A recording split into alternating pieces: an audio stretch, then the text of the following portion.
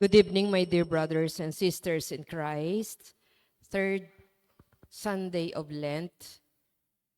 For the Thanksgiving, let us include in our Holy Mass the following intentions. For the Thanksgiving of Richard and Chona Yumul, Ninfa Agapito Ong. For the healing, good health, and speedy recovery of Rodil Gutierrez. For the eternal repose of the souls of Jose Roman Sr., Jose Roman Jr., Antonio Iluminada, Juanita Alejandra, Milagros Magno Comande, Richel Stevens, Horacio and Carmen Ocampo, Cesar and Lolita Manalili, and all poor souls in purgatory. Let us all rise and glorify the Lord by singing our entrance hymn.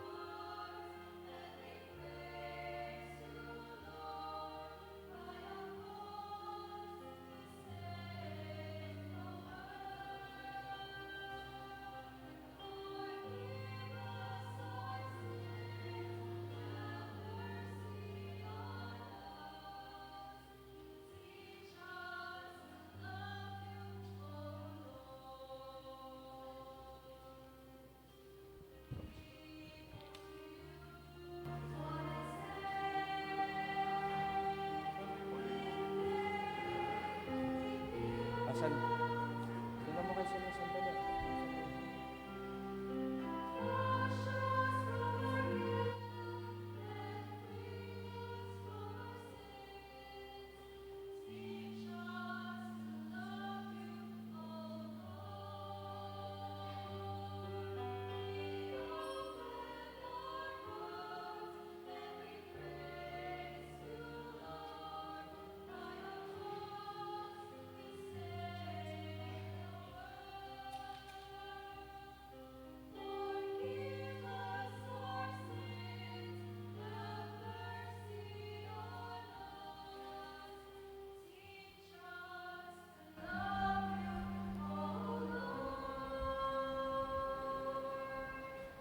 In the name of the Father, and of the Son, and of the Holy Spirit. Amen.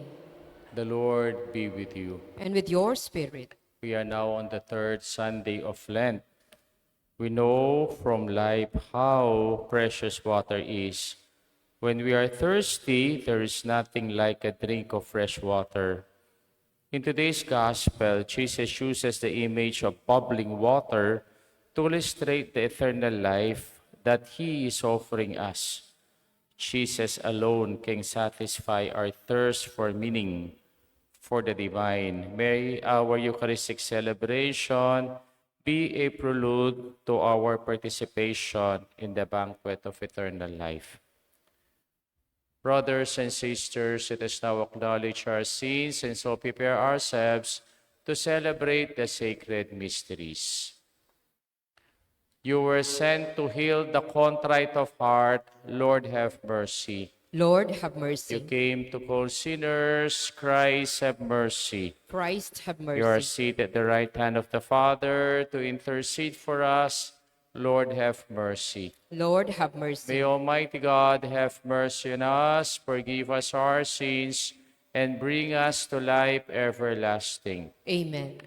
Let us pray.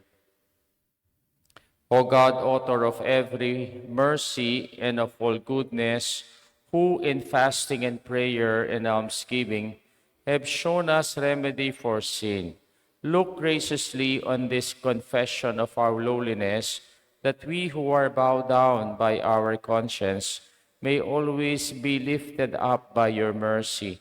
through our Lord Jesus Christ, your Son, who lives and reigns with you in the unity of the Holy Spirit, one God, forever and ever. Amen. Amen.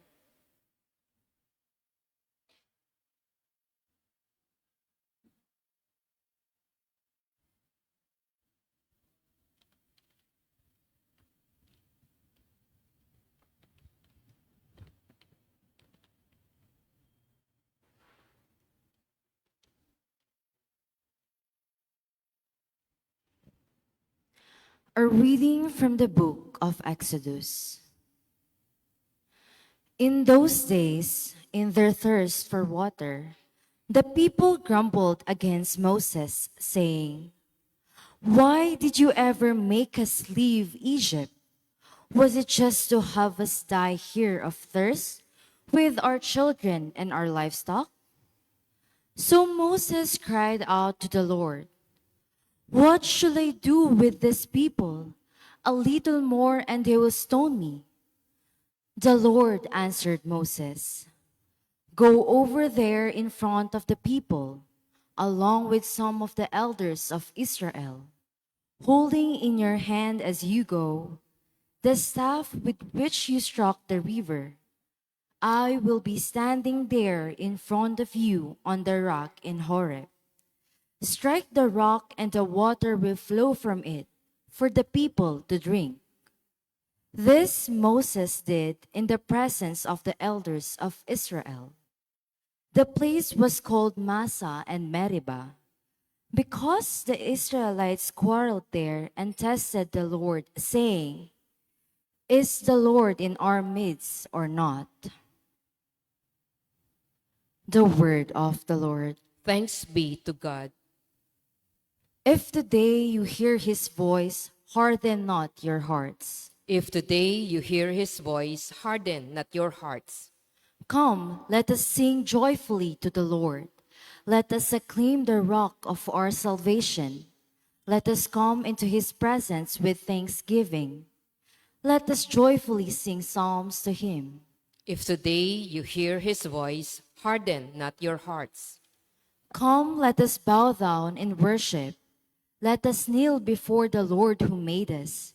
For he is our God, and we are the people he shepherds, the flock he guides. If today you hear his voice, harden not your hearts. Oh, that day you would hear his voice. Harden not your heart as at Meribah, as in the day of Massa in the desert, where your fathers tempted me. They tested me though they had seen my works. If today you hear his voice, harden not your hearts.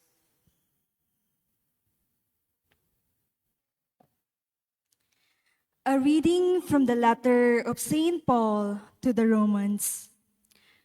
Brothers and sisters, since we have been justified by faith, we have peace with God through our Lord Jesus Christ, through whom we have gained access by faith to this grace in which we stand, and we boast in hope of the glory of God. And hope does not disappoint, because the love of God has been poured out into our hearts through the Holy Spirit who was given to us. For Christ, while we were still helpless, died at the appointed time for the ungodly. Indeed, only with difficulty does one die for a just person, though perhaps for a good person, one might even find courage to die. But God proves his love for us in that while we were still sinners, Christ died for us. The word of the Lord. Thanks be to God. Let us honor the Holy Gospel.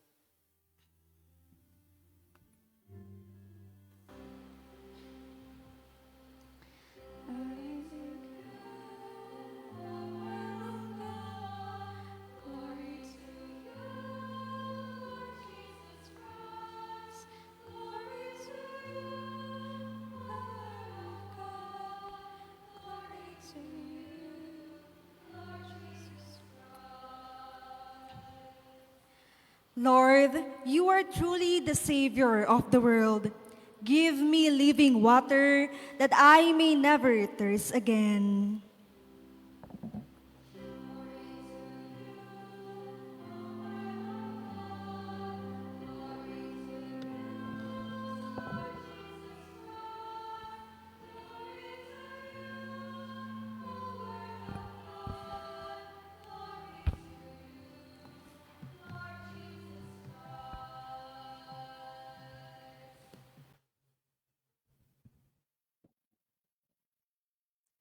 The Lord be with you. And with your spirit. A reading from the Holy Gospel according to John.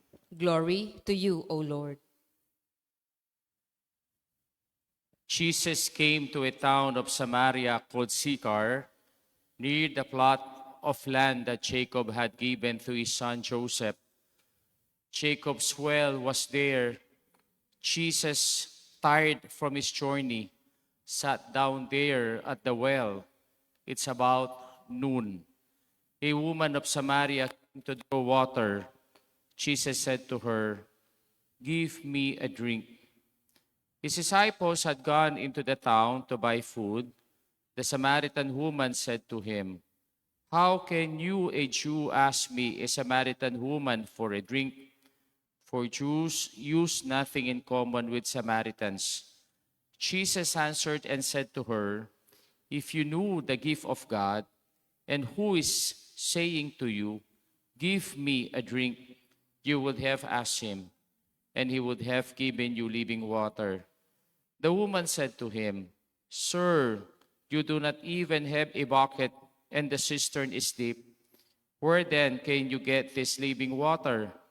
Are you greater than our father Jacob, who gave us this cistern and drank from it himself, with his children and his flocks?" Jesus answered and said to her, "Everyone who drinks this water will be thirsty again, but whoever drinks the water I shall give will never thirst. The water I shall give will become in him a spring of water welling up to eternal life." The woman said to him, "Sir, give me this water, so that I may not be thirsty or have to keep coming here to draw water." Jesus said to her, "Go, call your husband and come back." The woman answered and said to him, "I do not have a husband." Jesus answered her, "You are right in saying, 'I do not have a husband,' for you have had 5 husbands, and the one you have now is not your husband. What you have said is true."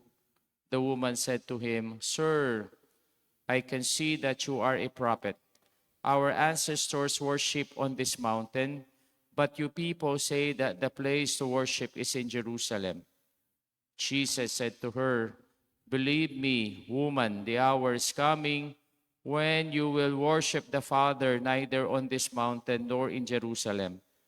The woman said to him, "I know that the Messiah is coming, the one called the Christ. When he comes, he will tell us everything." Jesus said to her, "I am he, the one speaking with you." The woman left her water jar and went into the town and said to the people, "Come see a man who told me everything I have done. Could he possibly be the Christ?" They went out of the town and came to him.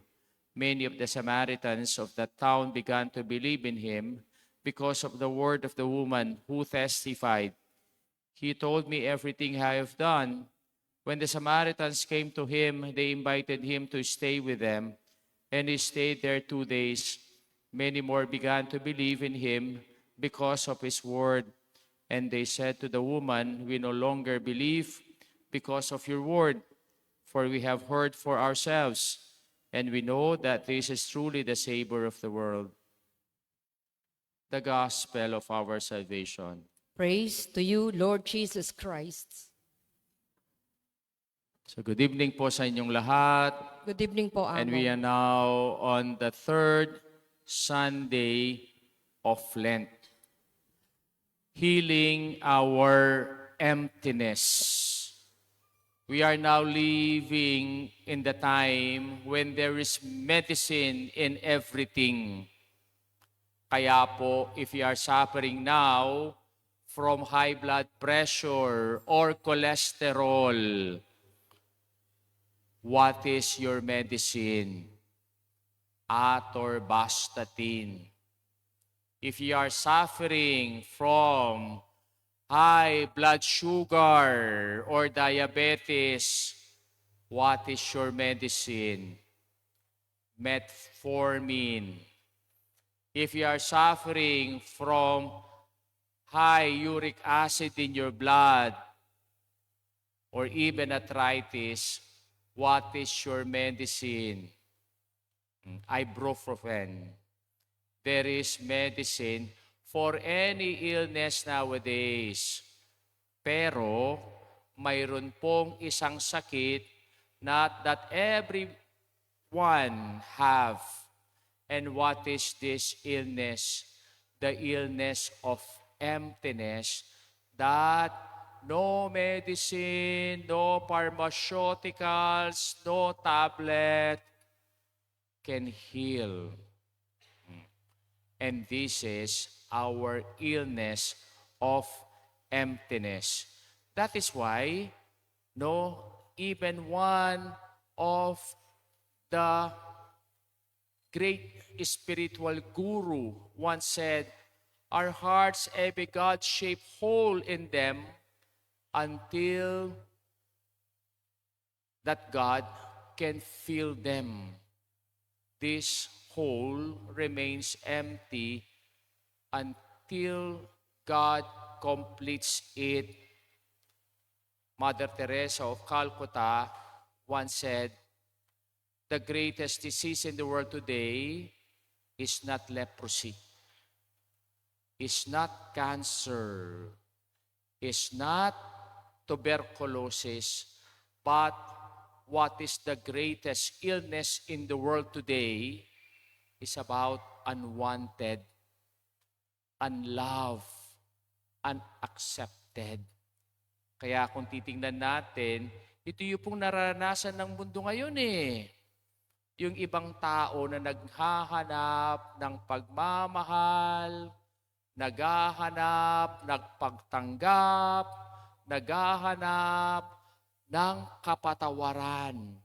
Ang hirap itong hanapin. And this, we remain empty. What a beautiful gospel that we have today. The encounter of our Lord Jesus Christ and the Samaritan woman. This encounter, our Lord Jesus Christ was at the Jacob's well. Pagod na pagod po siya dahil sa kanyang paglalakad, and it was noontime. And he was looking for someone who can give him a water to drink. And then this woman came, a Samaritan woman. And our Lord Jesus Christ started the conversation.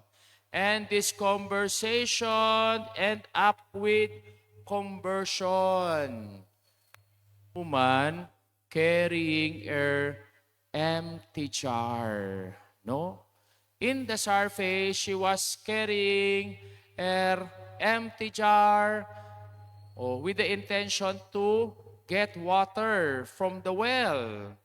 But symbolically, that empty jar was herself.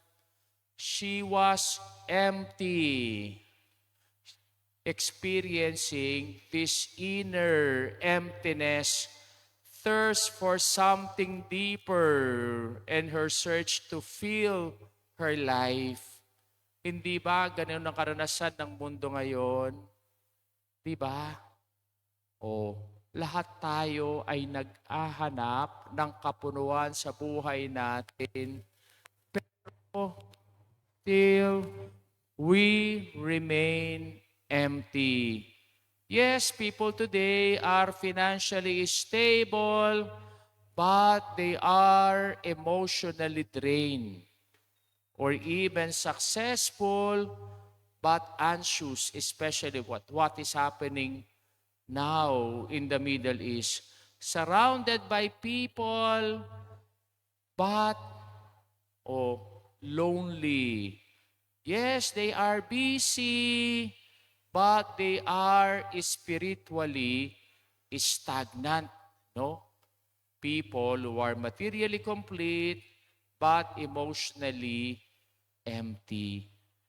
Pero kung pinakinggan natin yung mahabang gospel natin ngayon, our Lord Jesus Christ able to heal the emptiness of this woman by means of not tablets for pharmaceuticals or medicine coming from the doctor or for the modern science, but the healing, living water of our Lord Jesus Christ. And even mentioned in our gospel, everyone who drinks this water will be thirsty again, but the water I shall give will become in him a spring of water welling up to eternal life.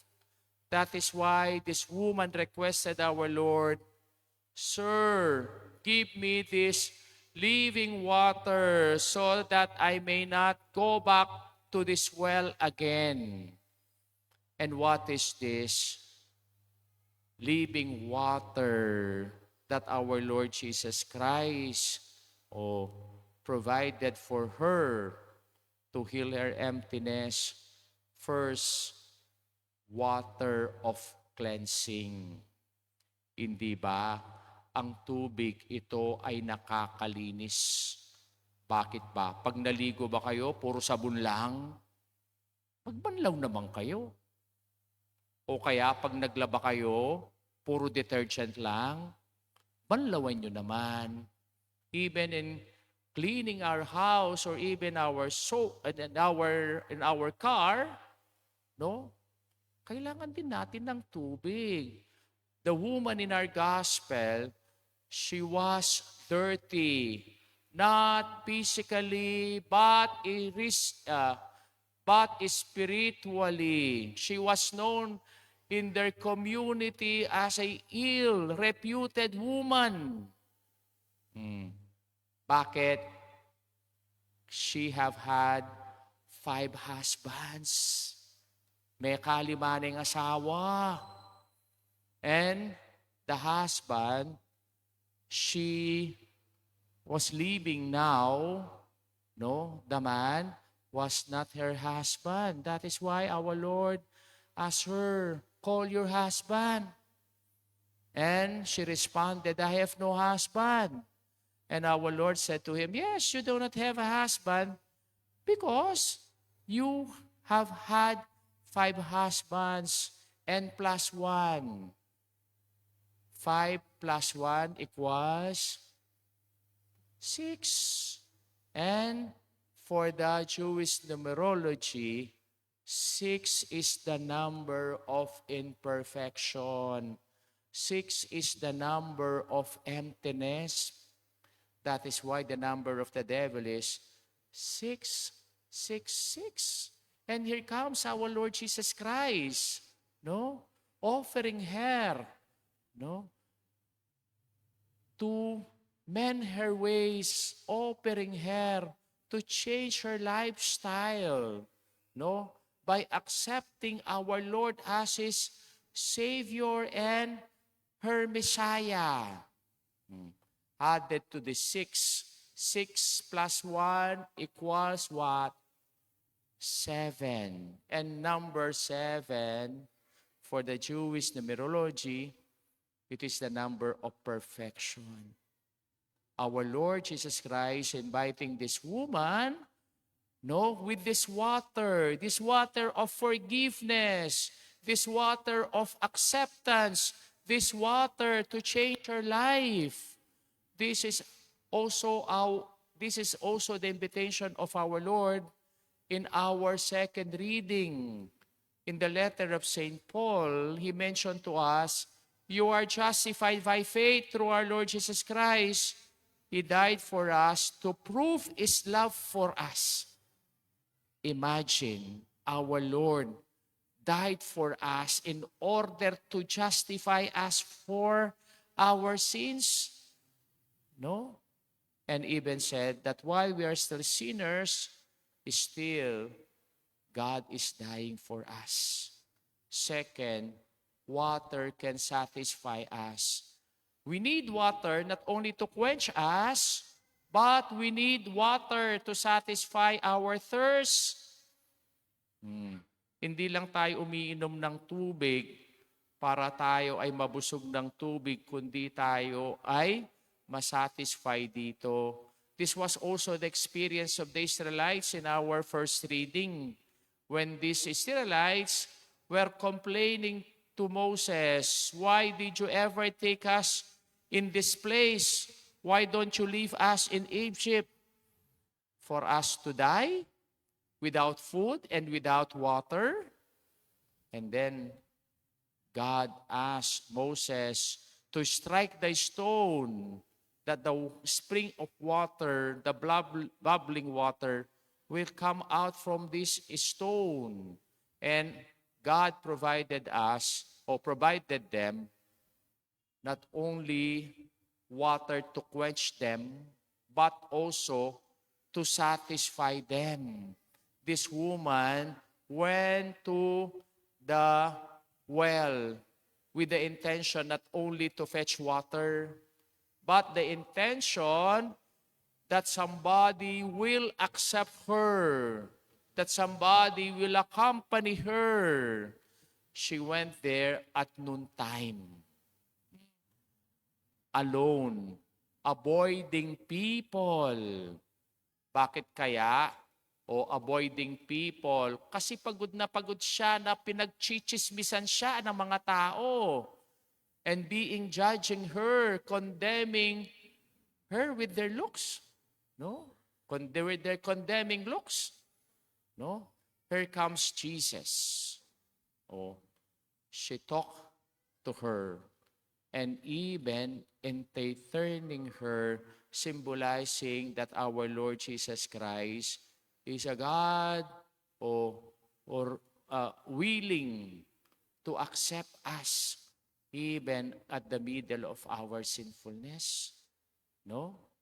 Actually, our Lord Jesus Christ broke all the cultural and the religious barriers of these two culture.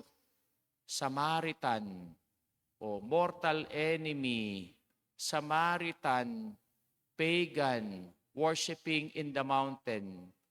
Our Lord Jesus Christ, rabbi, a Jew, enemy of the Samaritans, and regarded himself as holy because he was worshiping in the temple.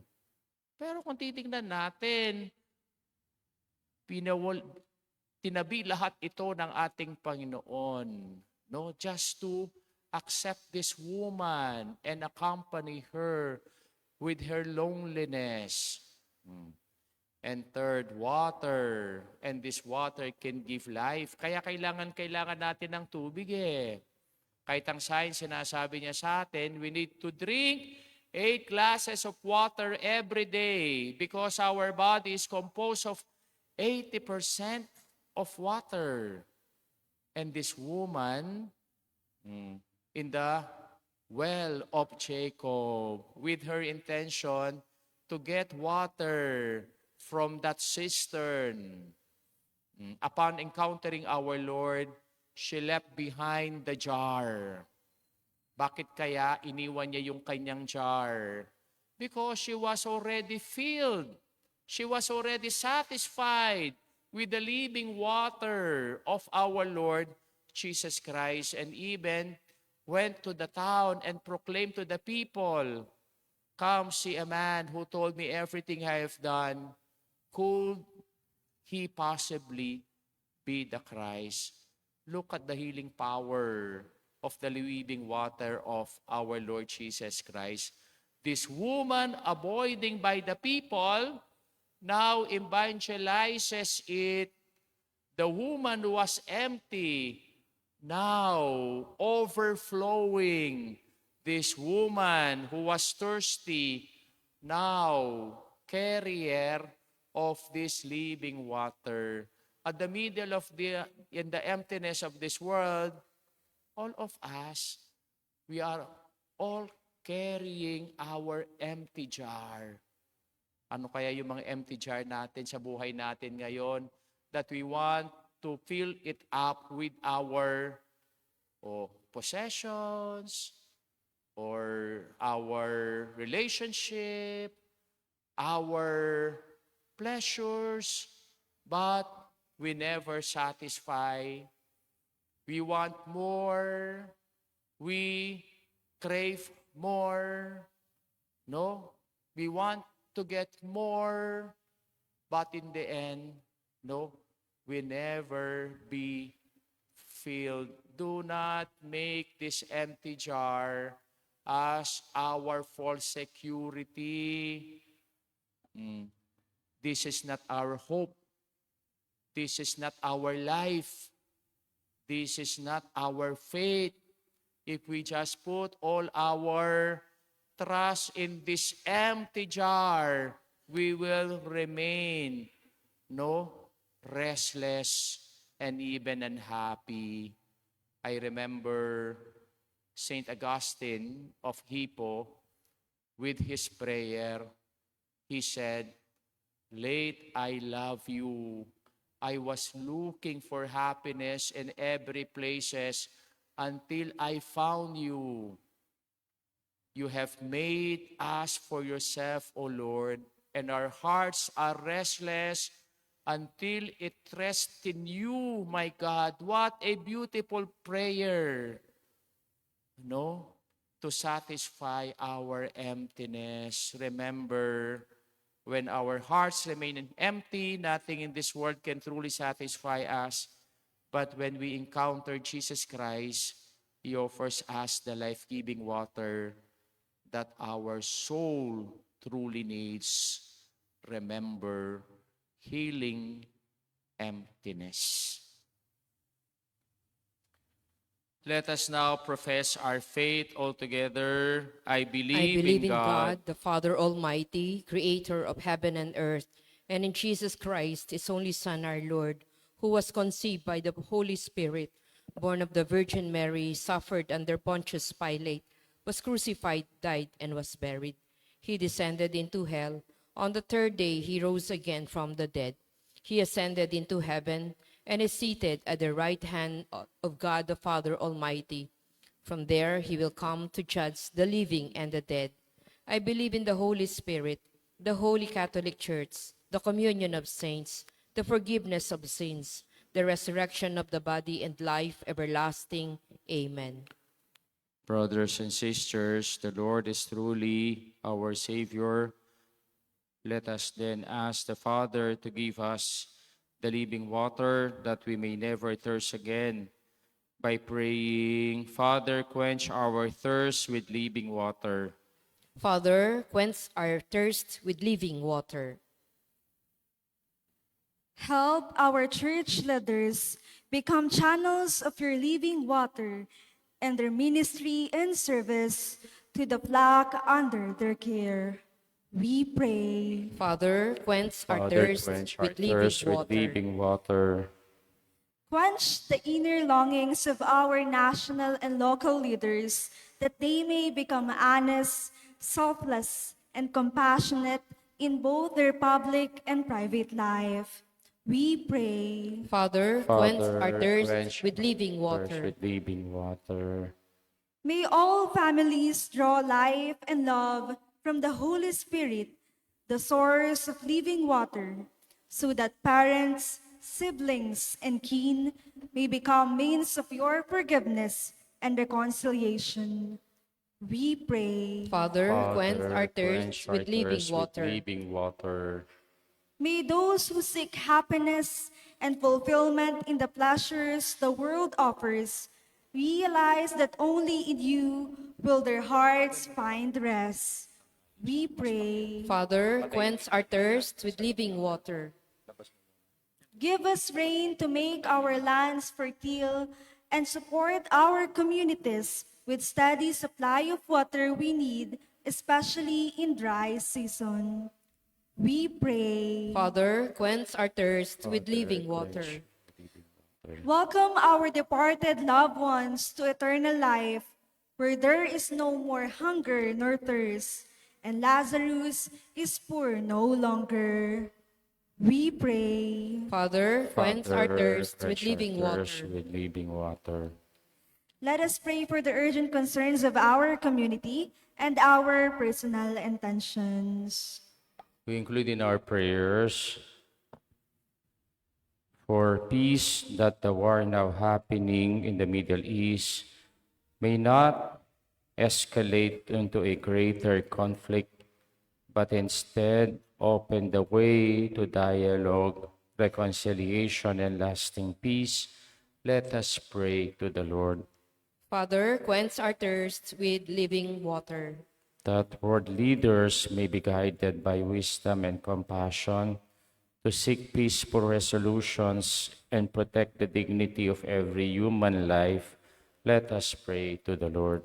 Father, quench our thirst with living water. For those who are affected by violence, displacement, and loss may find comfort, protection, and hope through the help of the international community. Let us pray to the Lord. Father, quench our thirst with living water. We pray for our personal intentions.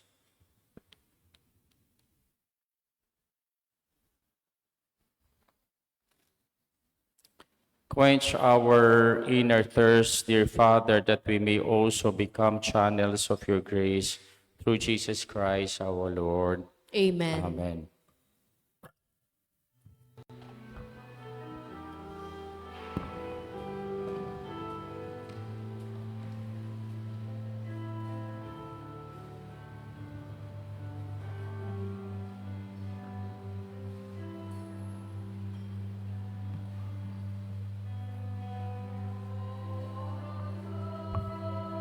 Blessed are you, Lord, God of all creation, to goodness. We have this bread to offer. Workshop and hands have made it will become for us our bread of life. Blessed be God forever.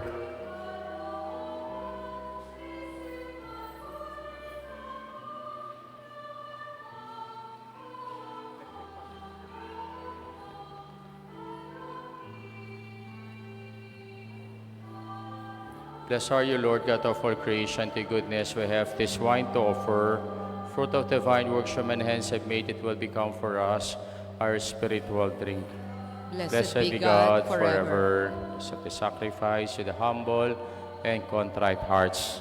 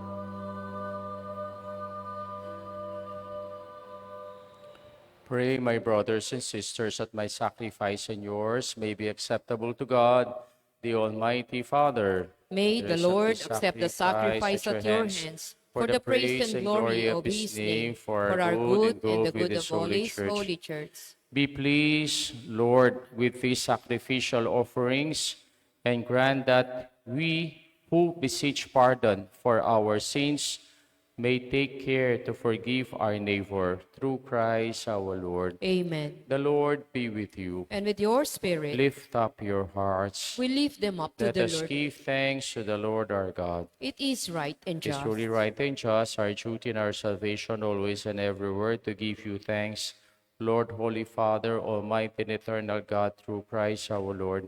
For when he asked the Samaritan woman for water to drink, he had already created the gift of faith within her, and so ardently did he thirst for her faith, and he kindled in her the fire of divine love. And so we too give you thanks and with the angels praise your mighty deeds as we acclaim.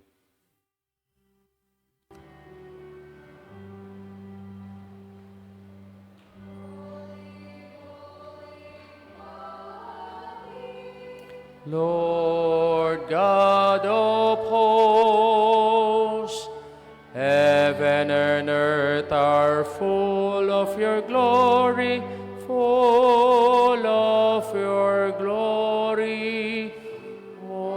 Hosanna in the highest, Hosanna in the highest. Blessed is he who comes in the name of the Lord. Hosanna in the highest, Hosanna in the highest, Hosanna in the highest, Hosanna in the highest.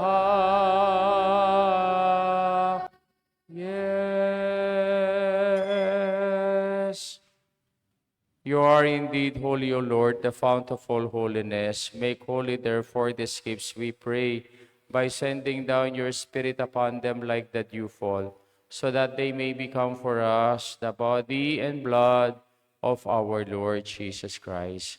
At the time he was betrayed, entered willingly into his passion, he took bread, giving thanks, broke it, gave it to his disciples, saying, "Take this, all of you, and eat of it, for this is my body, which will be given up for you."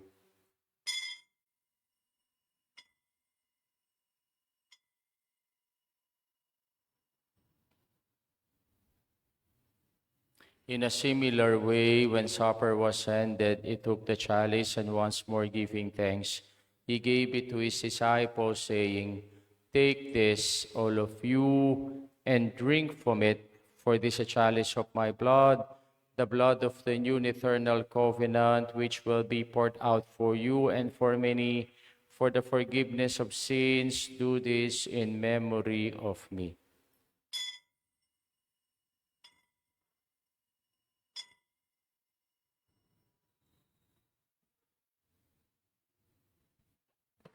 The mystery of faith.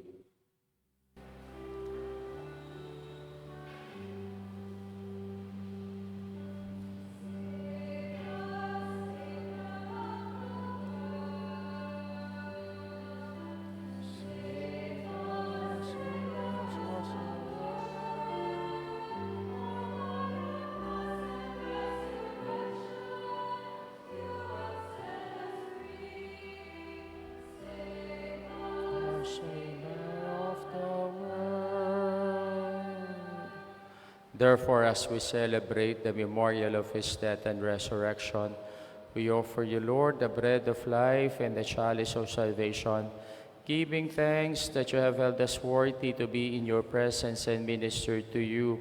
Humbly we pray that partaking of the body and blood of Christ, we may be gathered into one by the Holy Spirit. Remember, Lord, your church has spread throughout the world, and bring her to the fullness of charity, together with Leo, our Pope, Florentino, our Bishop, and all the clergy. Remember also our brothers and sisters who have fallen asleep in the hope of the resurrection, and all who have died in your mercy. Welcome them into the light of your face, Have mercy on us all, we pray, that with the Blessed Virgin Mary, Mother of God, with Saint Joseph, her spouse, with the blessed apostles and all the saints who have pleased you throughout the ages, we may merit to be co-heirs to eternal life and may praise and glorify you through your Son, Jesus Christ. Through him, with him, and in him, O God, Almighty Father, in the unity of the Holy Spirit, all glory and honor is yours forever and ever.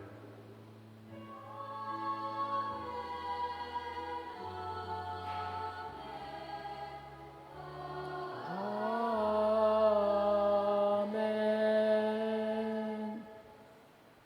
At the Savior's command, informed by divine teaching, we dare to say,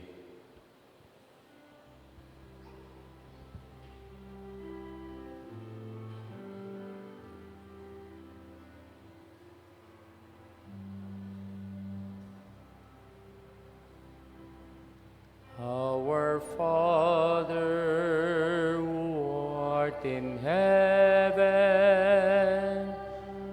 hallowed be thy name. Thy kingdom come, thy will be done, on earth as it is in heaven. Give us this day our daily bread, and forgive us our trespasses, as we forgive those who trespass against us. And lead us not into temptation,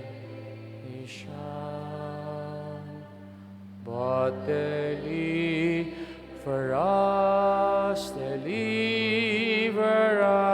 from evil.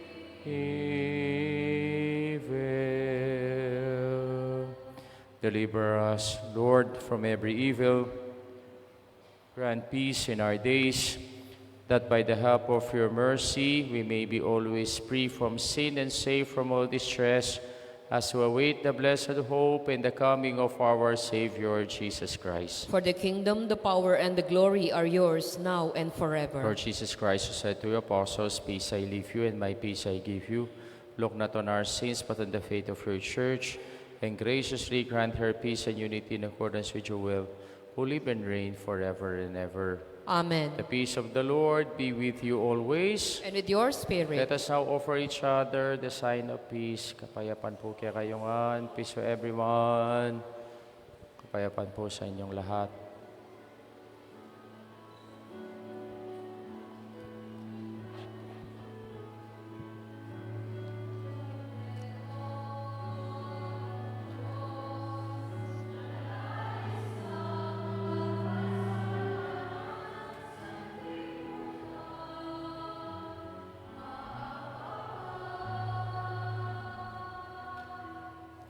Kordero ng Diyos na nagalis ng mga kasalan ng sanlibutan, maawa ka. Kordero ng Diyos na nagalis ng mga kasalanan, ipagkaloob mo sa amin ang kapayapaan.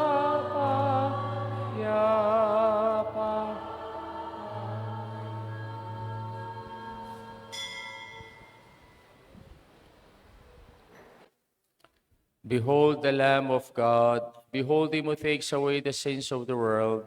Blessed are those called to the supper of the Lamb. Lord, I am not worthy that you should enter under my roof, but only say the word, and my soul shall be healed. With the body and blood of our Lord Jesus Christ, keep us safe for eternal life. Amen. Amen.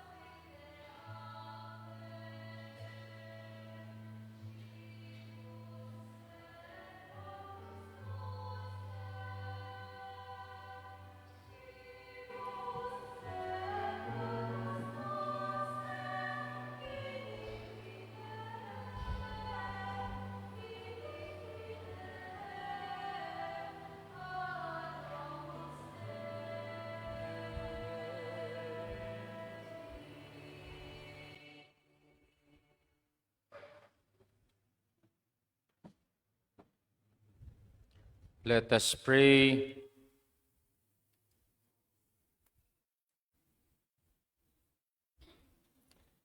As we receive the pledge of things yet hidden in heaven and are nourished while still on earth with the bread that comes from on high, we humbly entreat you, O Lord, that what is being brought about in us in mystery may come to the true completion through Christ our Lord. Amen. Amen. Lenten season po, it is a time to pray. One of the disciplines of Lent is prayer. So we need to pray ardently with the petition that this war will end. Magmamahal na naman po ang gasoline. Actually, araw-araw nagmamahal na. I don't know, magkano na po siya ngayon. So by next week, it's about 90 pesos per liter. Kaya po, hindi lang yung gas ang magmamahal, even our commodities magmamahal. No? Not only that, hindi lang po sa Middle East ang gera, kundi all over the world. At pray that this war will not escalate to a more greater conflict with these countries. Po? Kasi marami din tayong mga kamag-anak, members of our family, na nandun po sa Middle East. Kaya pagdasal po nating mabuti, sabi po ng Our Lady of Fatima to the three little children, pray the rosary, pray to end this war. Kaya, instead of doodling your Facebook, your gadget, give time for your prayer. At ito yung kailangan po natin ngayon. The Lord be with you. And with your spirit. Bow down for the blessing. Direct, O Lord, we pray, the hearts of your faithful. In your kindness, grant your servants this grace, that abiding in love of you and their neighbor, they may fulfill the whole of your commands. Through Christ our Lord. Amen. And may Almighty God bless you all, the Father, the Son, and the Holy Spirit come down on you and remain with you forever. Amen. Our Mass been offered. Let us go in peace and to love and to serve the Lord. Thanks Thanks be to God. be to God. Good evening to everyone.